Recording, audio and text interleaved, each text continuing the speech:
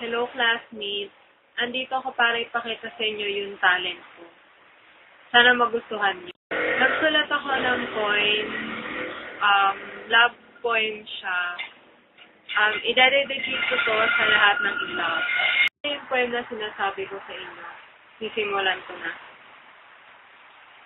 Every time I get up to my bed, first thing that comes to my mind is your face. Every time I ask for your care, you always gave it to me without any care. You're always there for me, cheering me up, saying that I'm the best person you've ever had. Holding my hand and hugging me so tight. You're the only person who made me feel like that. No, this is not permanent, that someday it's gonna reach its end.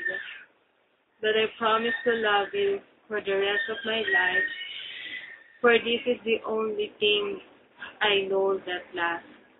No words can express how much you mean to me. No songs can express what I really feel. That it sounds crazy, 'cause I still write and sing it every day.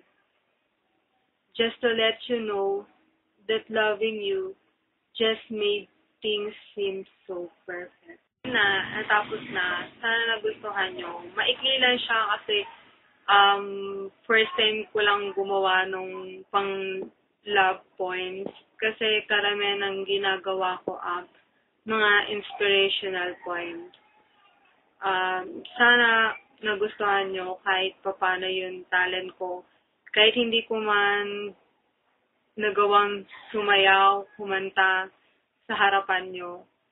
Kasi yun lang ang tanging alam kong magagawa ko. Di naman pwedeng kumain ang gagawin kong talent. Kaya yun, sana nagustuhan nyo. Thank you sa pakikinig.